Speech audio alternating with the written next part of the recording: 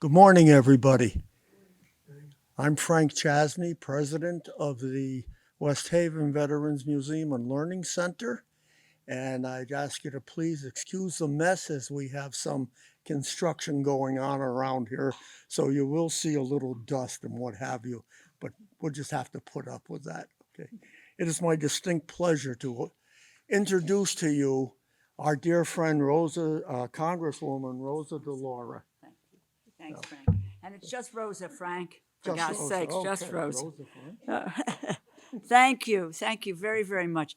I'm just kind of, my eyes are wandering all over this really remarkable place. And I keep saying, I've never seen a group utilize more space. Every nook and cranny is just filled with history here. So thank you all very, very much. And I'm so delighted to have folks join today at the Veterans Museum and Learning Center.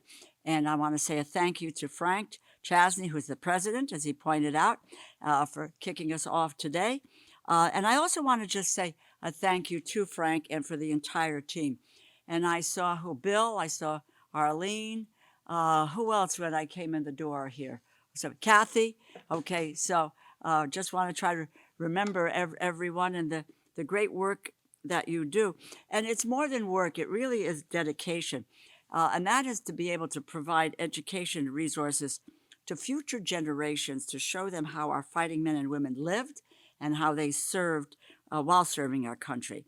And this place tells a story, and thank you for that. But the story reflects the sacrifices that these heroes from Connecticut made.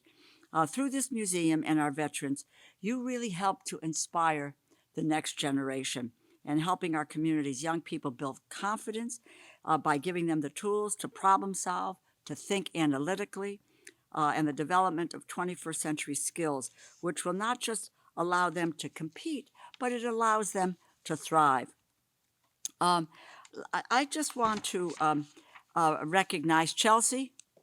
Thank you for being here, Chelsea, from Connecticut Veterans Legal, and Vince Santilli, who is the CEO of Homes for the Brave, and thank them for joining with us here today as well. What I want to do today is to highlight the impact of the proposed cuts to veterans programs, which were introduced by the Speaker of the House last week, Kevin McCarthy, which passed 217 to 215 in the House of Representatives.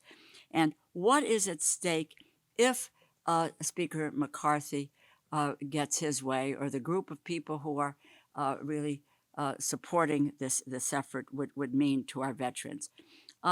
It is really appalling to me that I would just see my colleagues on the other side of the aisle propose to cut programs funded through what are called annual appropriations.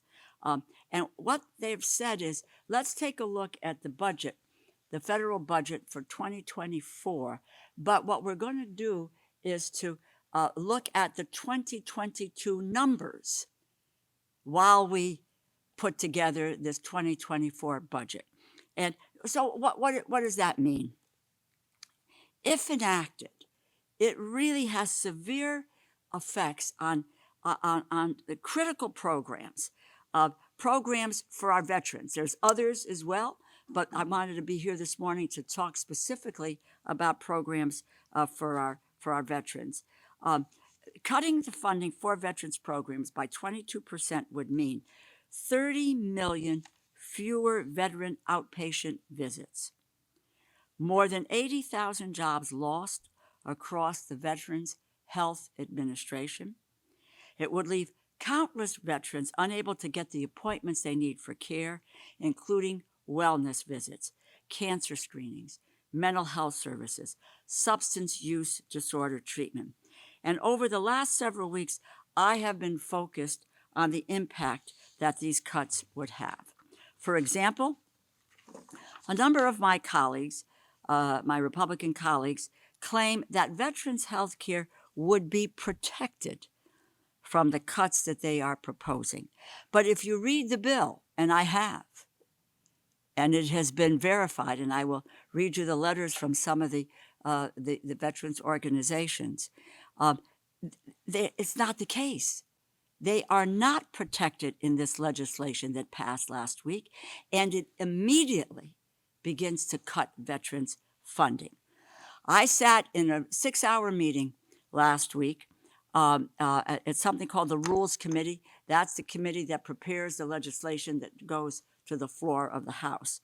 And I told the committee members there that veterans had no protections whatsoever in their debt default bill. And I'd be honest with you, given the look on their faces, I think I was the first to inform them of what an immediate $2 billion rescission would mean to veterans, how it robs them of timely access to health care services. That is in the bill. It's, if you want to look it up, Section 201 of this bill is a rescission of funding for veterans' medical care. So after 6 hours of debate, after hearing from dozens of our veterans and military service organizations what the lack of protections in their bill would mean, in the middle of the night, they scrambled to make last-minute changes to win over those people on the Republican side who were the holdouts. They went back to the drawing board, but they came back with zero protections for veterans, nothing to fix that $2 billion rescission, nothing to protect veterans from the 22% cuts. When I say 22% cuts, I mentioned to you that if you look at the 24 budget, but you look back to fashioning that by looking at the 2022 numbers, while you might hold, and there are those who say we're not going to make any cuts to defense, but defense also is not protected in this piece of legislation. But let's say, for sake of argument, that defense will be protected. If you remove that, then overall, to everything else, including veterans funding, there's about a 22% cut in the programs. So there was nothing to protect those programs, nothing to maintain a commitment to veterans who have been exposed to burn pits, Agent Orange, and other toxic substances. I think that in so many regards is really shameful.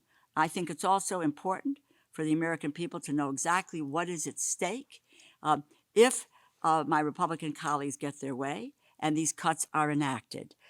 Veterans, as you know, just don't rely on the VA. They rely on a host of other programs across the entire federal government.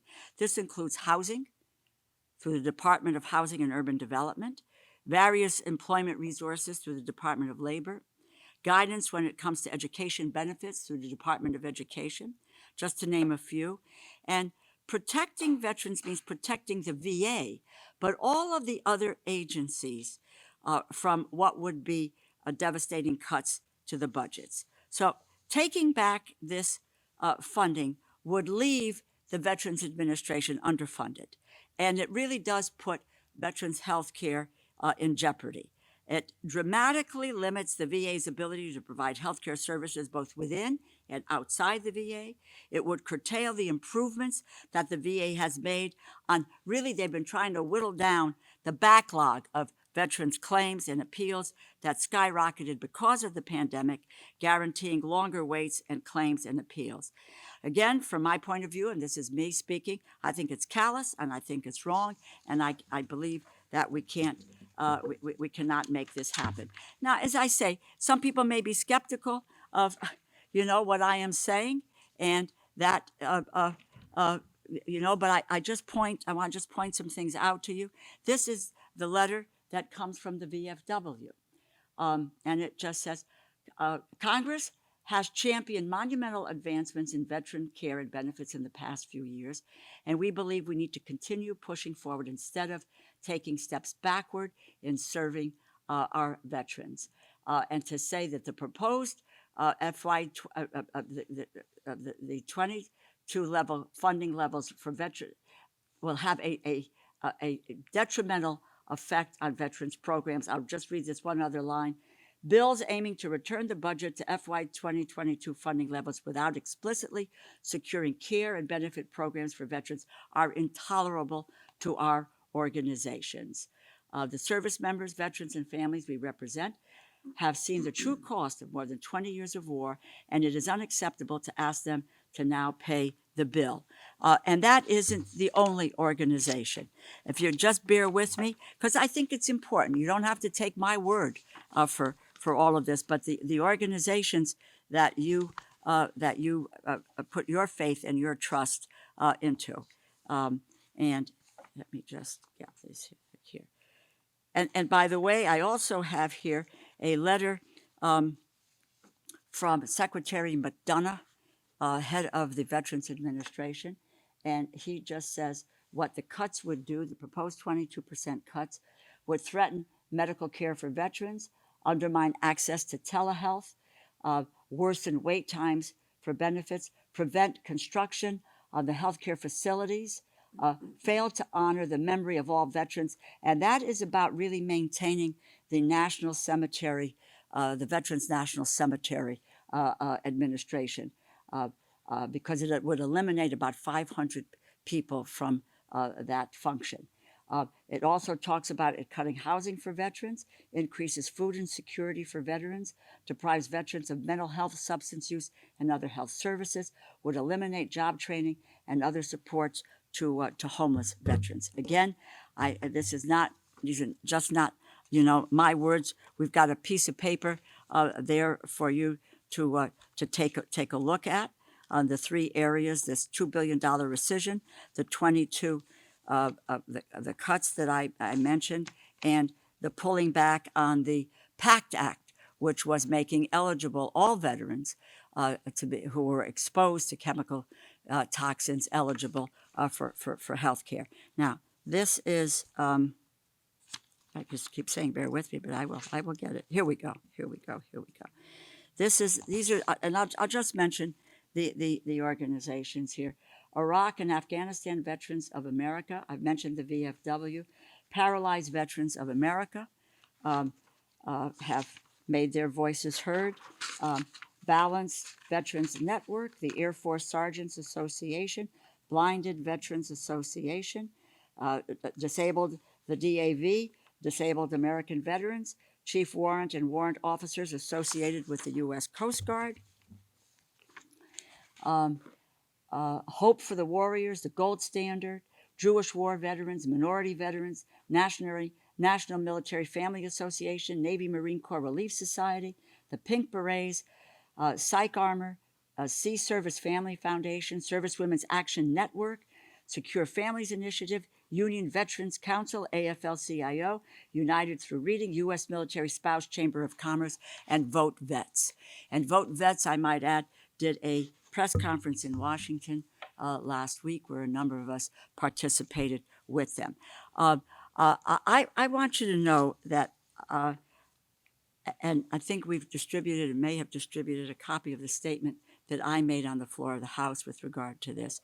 I'm here really to promise you. You don't make a lot of promises in my business because you're not always capable of keeping them.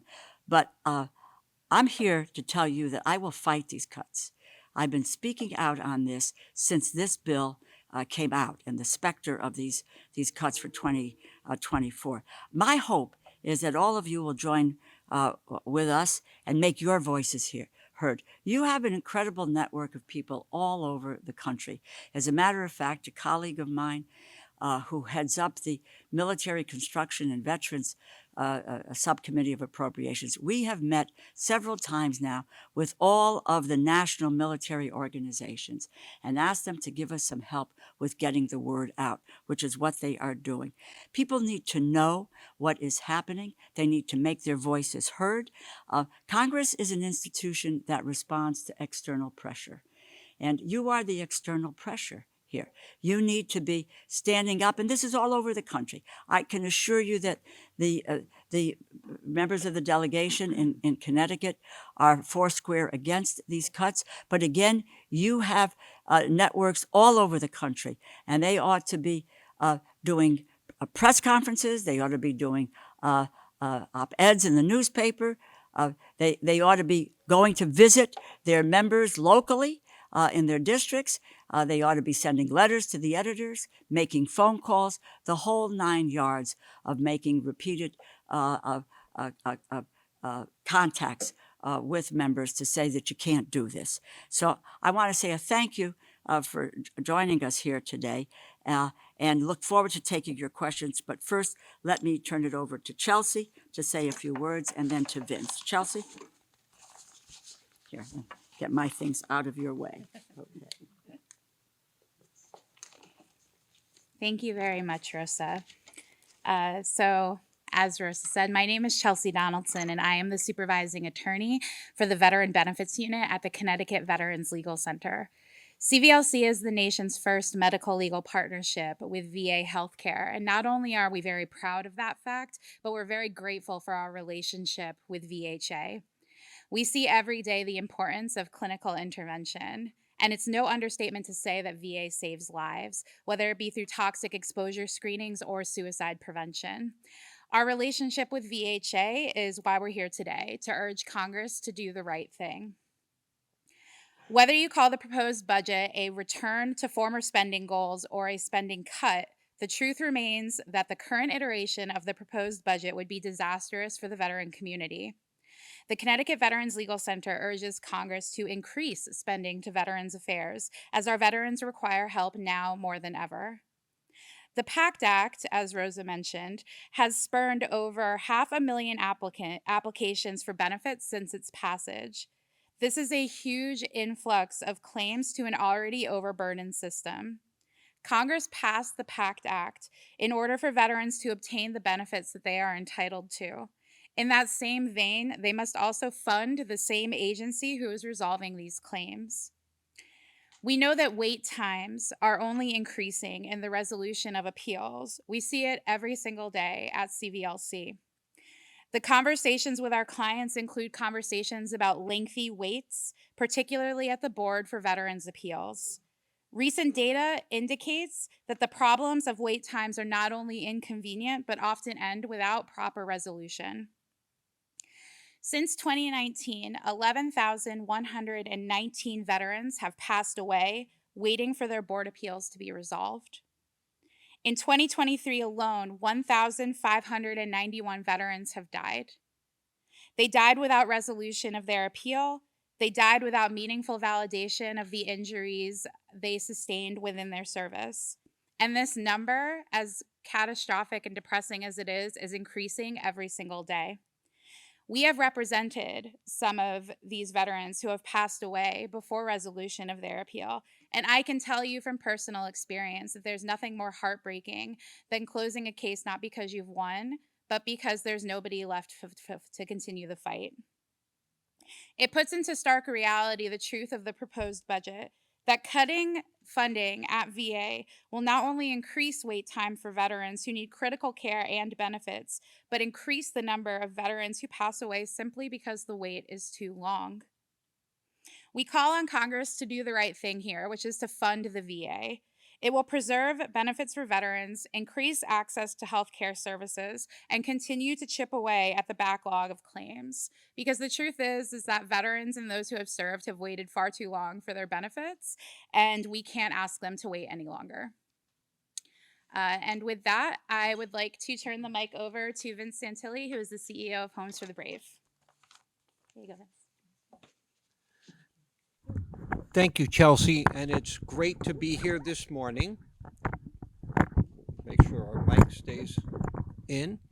And I'm Vince Santilli. As was mentioned, I'm the CEO of Homes for the Brave in Bridgeport, Connecticut, and we opened to our first veteran experiencing homelessness in 2022. So we just 2002 rather. So we just celebrated our 20th anniversary in the fall. And we now have 5 facilities. We just opened 2 houses for male veterans experiencing homelessness right here in West Haven, Connecticut last year. What I'm seeing in my 7 years at Homes for the Brave is that the veterans that we find ourselves serving, and this is due to demographics, are becoming older and more medically challenged. And that's going to, I believe, continue to be the case. 76% of the veterans we serve are struggling with addictions and mental health issues. And in many cases, they require more intensive treatment. And once again, what we're seeing is that, and this is both within and outside the VA system, that the wait for beds for those needing more intensive treatment are getting longer and longer. And that is certainly unacceptable. And under this proposed legislation, those waits will be even longer than they are right now. Many of our veterans are applying for benefits and or an upgrade in their service-connected disability percentages. Many times, it takes so long that they just kind of throw up their hands in frustration and often give up. What we see is that the last thing that really is needed here is for those wait times to be elongated. West Haven, right up the road here, we have a wonderful VA medical center. The staff is just outstanding. However, if you look at the facility was erected in 1953, it's 70 years old. It's sorely in need of modernization and being upgraded. And so that process, I believe, needs to be accelerated, not delayed. And these are things that would result from this proposed legislation. And, in closing, remember, these are men and women that have served all of us and now are in need, and we have to be able to continue to really deliver for them. So thank you so much. I will turn it back over to Congresswoman DeLauro. Thank you, Chelsea. Thank you, Vince. Just to point out something that what Vince was saying, and I just took a look at the letter that we received from Secretary McDonough, and this is on the infrastructure piece, which is really significant. And what he says here, major construction account would have up to a $565 million shortfall. Minor construction account would have a shortfall of up to $162 million, which would result in delays in future construction and operating cost increases for projects across the country, along with increased operational risk. And so, and he talks about new bed towers, replacement medical centers, mental health buildings, expansion for cemeteries would be postponed to future budget years. There's a reality about this, and this is not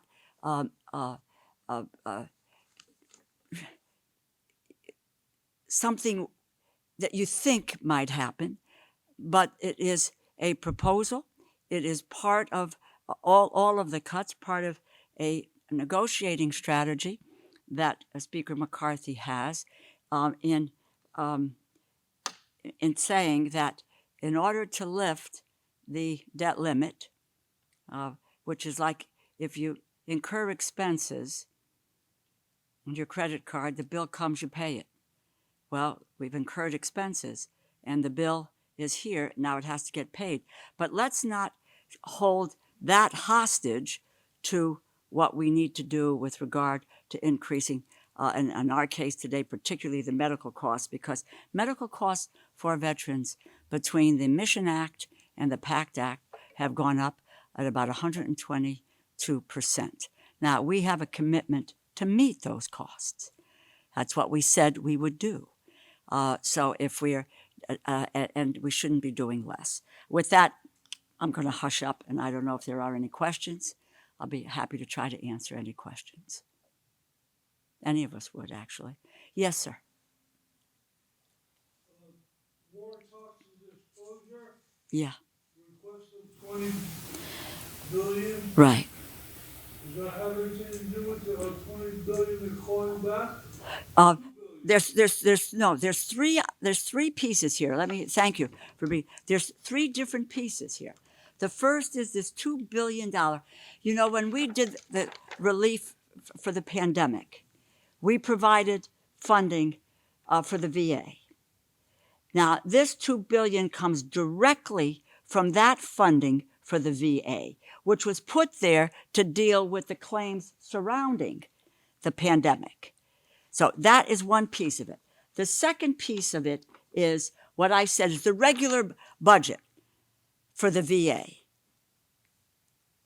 They would put a cut of 22% of that bill. And of the things that I mentioned, all of which would have to, it's across the board, would have to be cut back. And then the third item, which is what you're talking about, is they have now spoken of is to not meet our commitment with the PACT Act and underfund it. And there's the request is for $20 billion. When you talk about veterans of all wars who were exposed to burn pits, to toxic chemicals, etc., that is thousands and thousands of people. So, and what they want to do is to cut back on the $20 billion for the costs of the war toxic exposure funds. So these are three areas, three separate areas of cuts: the $2 billion, the underfunding of the $20 billion, and the 22% cut overall to the veterans' health programs. Does that clarify it? Does that help? Okay, okay. Any other questions, comments, suggestions, or complaints? Happy to entertain them all. I really appreciate your being here and being at this place, which I believe is poignant. And, you know, my dad served in the U.S. Army for 8 years. So, you know, the service people gave to their country, people were told, families were told, you know, we value your service, and when you leave, we're going to make sure you have what you need. That your health care, your employment, whether or not you have housing, and the number of homeless for the veterans is on the rise, as are suicides. And those are, in addition to, if you will, buildings, etc., we're talking about providing services that are mental health counseling, that are providing a home, getting veterans off the street and making sure. And you know what we have found out in terms of nutrition and like the food stamp programs. Is that right, Chelsea? Veterans are suffering. And we're going to look at this as well in terms of hunger amongst veterans. That's not the way to treat people or their families who sacrificed what they did for this country. And so we all have to fight back. I really am asking your help. Again, I know where our people are in Connecticut in our delegation, but again, you have a network of people all over this country, and you've never been afraid to speak up. And that's what we need now, to say, this cannot happen. And I'm trying to get the word out in as many ways as I can on this issue. So I thank you so much for being here today. And Frank, thank you very, very much. And to the team. Oh, I'm so sorry, ma'am. Yes. But there's serious money for women here for the first time. To Vince, we have all these facilities being added. What's being done in addition to the female population of veterans that are at a greater number than they've ever been? Right. I'm well aware of the Madeiras house because I was one of the people that was in there ripping down the drywall and trying to paint and everything so many years ago. What other facilities are going to be dedicated just to female vets? Because there are many female vets. You can drive up 91 and up through Berlin Turnpike. There's female vets right in front of Home Depot and Lowe's and Burger King, homeless. And some of them, even right in Milford, have women out with children, homeless vets. What's going to be done and what is being done? What's on the blackboard right now to get them women off the street with themselves and their kids? It's pathetic. Well, thank you for mentioning that, because we are so delighted. We're proud to have the Madeiras House, which is the first and only home in the state of Connecticut exclusively for women veterans and their young children. And I remember I was a banker back then. I was there the day the house opened. And I remember saying, holy smokes, it's gorgeous. Okay, hardwood floors, as you know, stainless steel appliances in the kitchen, granite countertops in the restroom. This is just a beautiful facility for these women to get back on their feet. We have had women moving there in the dead of winter with a small child living in a vehicle. And now they're able to come there and get back on their feet. And I remember thinking they're going to pop up all over the place. And guess what? Here we are. It's 11 years later. It's 12 years later. That was 2011. Okay. And it's still the only one.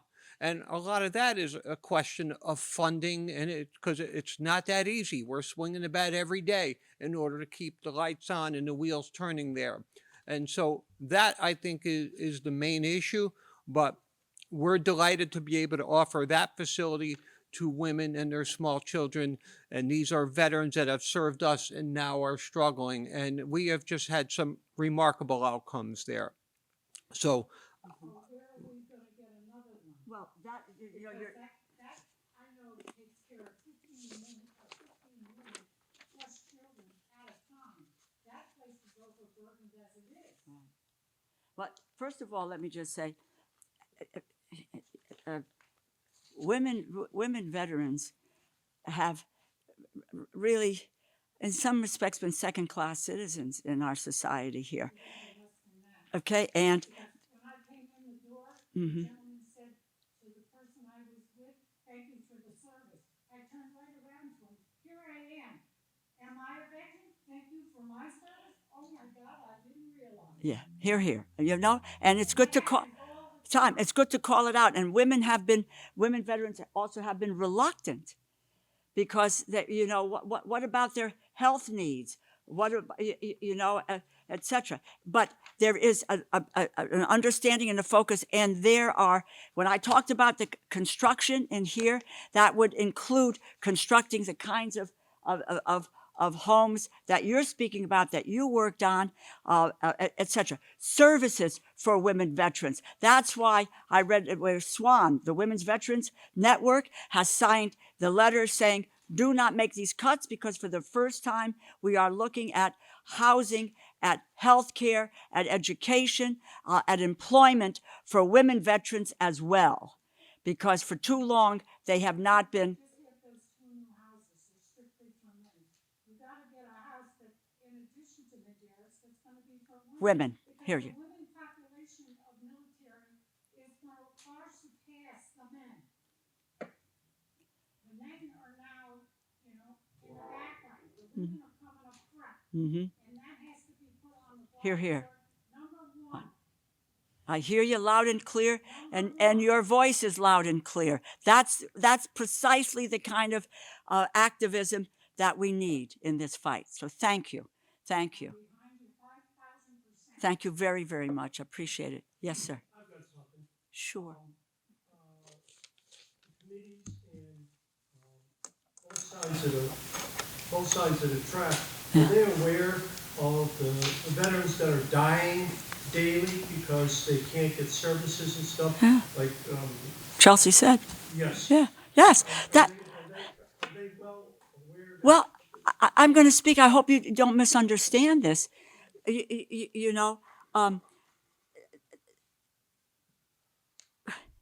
VA overall has a budget for 2024. The Veterans has a serious budget, which is where our sentiments lie of increasing funding for medical care, for cutting back on the wait times, to looking at telehealth, to deal with construction, both major and minor.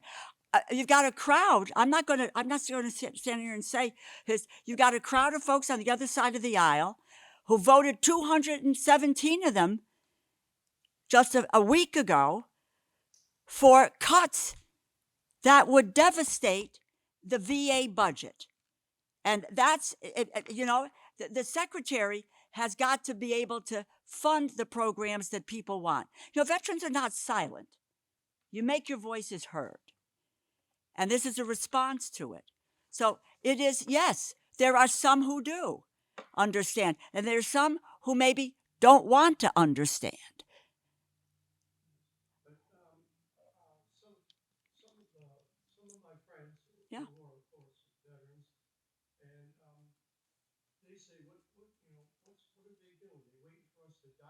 Sure. so that they have more money to put it someplace else? Well, sir, maybe some of them are doing that, but I'll stand here proud and strong as part of the 215 of Democrats who voted not to cut. We voted not to cut. And I have been speaking out. I was the one who elicited, I went to all of the federal agencies and I said, you tell me what the effect of, if you go back to 2022 and you apply those numbers to the budget in 2024, what does it mean? And I said, don't give me percentages. Don't give me, all these numbers. Tell me in human terms what this means to people. And that's why we've got all of this information. And it's not only from the VA, but it's Department of Housing, as I said, the Department of Education, the funding programs, the housing programs that deal with homeless veterans, as well as the homeless in general. So, I'm proud of where I stand at the moment, and I think that that's where we all should be. And when I mentioned on that committee meeting 6 hours, I don't mind the 6 hours. But when I talked about this, you go to section 201. Don't take my word for it. You go to section 201 in this bill, and it talks about rescinding $2 billion immediately from veterans' medical care. That was the money that was part of the COVID relief that was sent to the VA in order to be able to deal with the pandemic and veterans' needs. They looked at one another, honest to God. They kind of looked at one another, and they were trying to come up with a way of saying it's not there. I said, I can't make up Section 201. I didn't write the bill. You all did. It's there in plain view. $2 billion cut for veterans' medical care. Yes. Okay. Yes, ma'am. Yeah. Mm-hmm. Yes. You got to do letters, calls. Again, the networks. I read to you the organizations that are out there, and people need to just be counted. Stand up, and my mother once told me, bingo, phone calls. My mom write op-eds for the newspaper. I was also, who was a real trooper and a big help to us in the PACT Act to get that passed was John Stewart. Remember what John Stewart did about all this? I was in touch with him. He tweeted about these cuts and what it means, and that these where people were going back on their word, so forth. So that's it. I was just saying to you, my mom said to me, she taught me a lot of things. She died 5 years ago at age 103. And she said, never give up and don't take no for an answer. And that's where we are now. We're not giving up and we're not going to take no for an answer. Yes, ma'am. Yes. Go ahead. Yes, I can hear you. The length of time that it took for a lot of these backpack claims, the veterans that are deceased, that also leaves the spouse out of the network of receiving any benefits. So it's not just affecting the It might be true. benefit to the veteran, it's also leaving the spouse out for receiving any assistance or help after his death.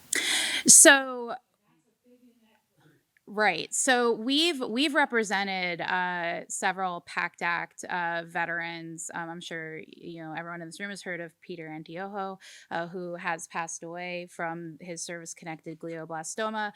His wife was at the signing of the PACT Act. And you're absolutely right. People are dying waiting for these claims to be resolved. And I'm here as an attorney to tell you that you shouldn't need an attorney to be able to get through this system. It should be user-friendly, and it's not. To double back on your comment about the spouses don't get anything, it can depend. But if you all have any questions or concerns about the legal aspects of swapping people in when people pass away, you're more than welcome to call us at the Connecticut Veterans Legal Center. You can get our website at ctveteranslegal.org. Go ahead. The policy that I'm aware of is if the veteran's benefit does not initiate one payment to him, and he dies 2 days later, okay, Right. the wife will. But if he doesn't get that first check, nothing goes to the wife. It goes into cloud nine, as they say. There are processes if the veteran passes away, whoever the veteran may be, passes away during the pendency of the claim. There is a process to swap in their spouse to stand in. But there's a lot of loopholes, and How do you find that loophole? I went to law school. I'm not a board certified one. But you're doing all right. You're doing great. I've been around long enough, and I know there's all kinds of loopholes, but I wanna know what that loophole is to stop the wife I am after his demise. I am more than happy to give you our information so we can chat about it. There's a lot of nitty gritty that I don't know is the best platform here because there's a lot of exceptions, and I could talk legalese all day. But we can talk absolutely. Absolutely, yeah. I also just wanted to briefly comment about the board wait times question that you asked. Just to put into context of my statements, those numbers came from a Freedom of Information Act request that was filed by a veteran advocate within our nationwide network. So those numbers come directly from the Board of Veterans Appeals, and the FOIA request had to do with cases that were dismissed due to death. So cases where there was no one to swap in, cases that just ended. And navigating the board is a mess, and the wait times are immense. And the comment you made about some of my friends would just say, they just want me to, die off. I hear that from my clients every single day. It is something that I hear every day. It is a common statement. And I'm not going to stand here and pretend that I have the solutions to that, but I do know that one of the solutions is not to cut funding at VA. We need more judges at the board. We need more attorney advisors at the board. We need more claims agents at the lower levels. We need more people processing these claims to get expedited results for veterans because it's the number is only going to go up as the population that has been waiting the longest gets older. So again, we're here. We are the only organization in the state that does this type of work for veterans. So you're more than welcome to give us a call anytime, and more than happy to answer questions, concerns, complaints, the list that Rosa mentioned earlier. We're here to help you. Yeah, no problem. The overall budget, so that you know, that's been requested by the Department of Veteran Affairs is $318 billion. So when you think about a 22% cut in that number, it tells you the significance of the scale of the cuts. Anything else? Anyone else? If not, thank you so much. And again, I enlist your help. You're activist, you're vocal, and so forth. So please, let's all make our voices heard, and let's turn this around. So thank you all very, very much. And Frank, thank you for hosting us here this morning.